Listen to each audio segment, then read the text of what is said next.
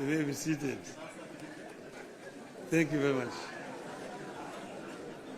Your Excellency, President William Ruto, who is also the party leader of UDA, leaders of the two political parties, ladies and gentlemen, I'm Jambo. The ODM people here. ODM. ODM. ODM. You see, wako tayari. Well, I'm very happy to stand before you here this morning to talk to you after a long period of absence. As you know that in the last 6 months, I've been engaged in the campaign on the continental platform for the position of the chair of the African Union. Some people ask me why did I decide to run for that position. And I say that I was approached by senior leaders on the continent who, when they saw that that position was becoming vacant, they needed somebody with a Pan-Africanist ideology to go and try to set that movement into the right path so that it can achieve the objectives for which the founding fathers formed it. So they then sent the former Nigerian president, President Obasanjo, to me to come and persuade me to run. And after a lot of soul searching, I made a decision. And some of you will have seen me with President Obasanjo on my side when I announced that I was going to run for the position of African Union chair. I did not expect to be supported by the Kenya government. But out of blues, President Ruto announced that he will support my candidature. I thought this is a best way to get rid of him. Good riddance. I would say that in respect of the motives, he actually was genuine because he followed that announcement by giving full support to my candidature. As you know, you cannot run for the chair of African Union without being sponsored by your home government. You cannot just sit somewhere there and say, Mimi ni Professor Kindiki, I want to be a chairman of African Union. You will not even be seen.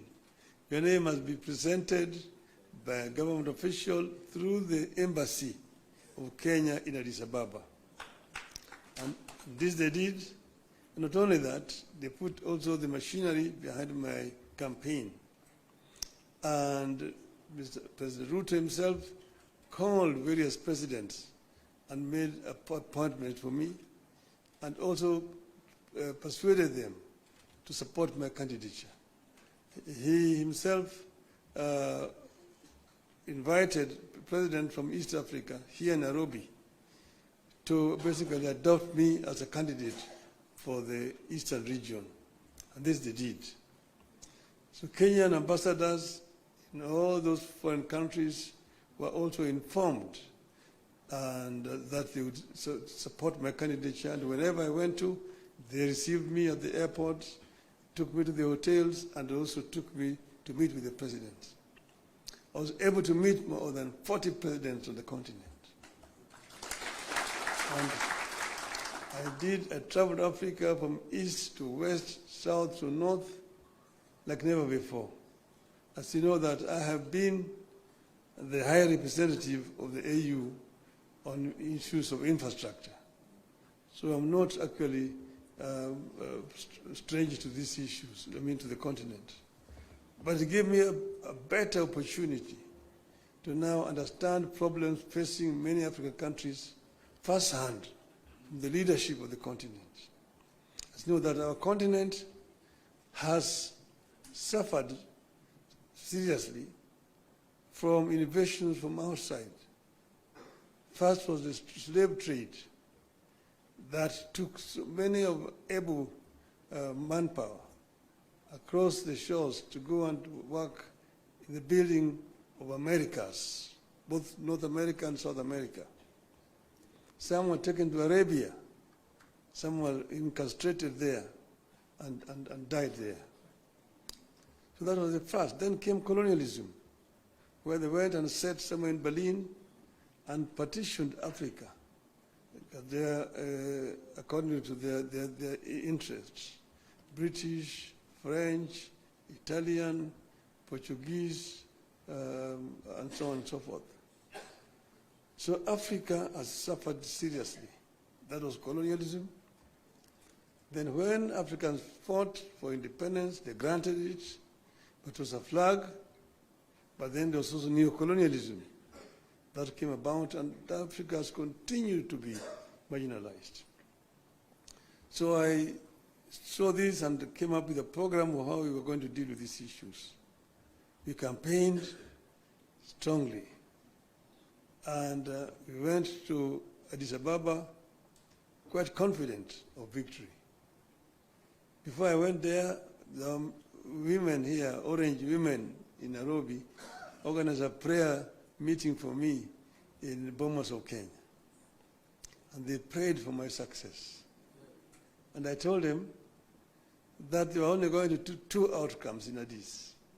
One, we would win, in which case we would have succeeded. The other one, we would lose, but we would also have succeeded. Because I told them why, we will come back home. So east and or west, home is? West. So we are here. So when I came back, I went to meet with the president in Mombasa to thank him for the support that the government had given me during that campaign. And he was, of course, very gracious. And at that time, I found when the two teams from the parties had worked out on some documents that they wanted to be signed, I told him I cannot sign the document until I've consulted our people, my people. So I took time. From that time, I went to Kisumu. I met with the professor. I met with leadership and elders in Kisumu. I went to Siaya. I went to Migori. I went to Homa Bay. I went to Busia, where I met with all the leadership from all the 5 counties in Western. Then I went to the coast. I was in Mombasa. I was in Malindi, in Kilifi. I was in Kwale. I came back. I went to Wajir. I came back. Yesterday I was in Kisii. I was in Narok. I was in Nairobi, here in this same building here with leadership of Nairobi. That is what you call random sampling. And I think I managed to get the feeling of my people, my supporters. And that's the reason why I am today able and confident to sign this document. So I want to say this, I have to note. Today, you have signed a memorandum of understanding between Orange Democratic Movement and the United Democratic Alliance. The cardiac goal of the MOU is to help ease the prevailing tensions in the country, reconcile the population, alleviate their suffering, and move the country forward by addressing the critical social, political, and economic issues our people are grappling with today. As leaders of the largest political parties in the country, we arrived at the understanding that in a time of significant changes and challenges to our nation, it is not enough to merely grandstand or stand aside and criticize, easy as those may be. They say any madman can kick down a barn, but it takes a good carpenter to build one. We have agreed to help build a barn for our country, rather than merely kick down what we have. We have agreed to use our parties as a broad platform, bringing together various voices, opinions, and concerns to address the critical challenges facing the country through a formation that is truly national and inclusive in outlook. A core problem we agreed to prioritize is youth unemployment and resulting hopelessness that has made them easy fodder in political contests in which there is nothing tangible for them. In this MOU, we agree to embark on steps to realign the country's economic, social, and political priorities to address the youth agenda that has progressively fallen behind in the last 62 years of our independence. Through this MOU, we commit to uphold the Constitution, the rule of law, and respect for human rights. Importantly, we pledge to tackle unemployment, cost of living, crippling poverty, inequality, and failure of the institutions that have been eroded by inefficiency and corruption over the decades, making them unable to deliver to Kenyans.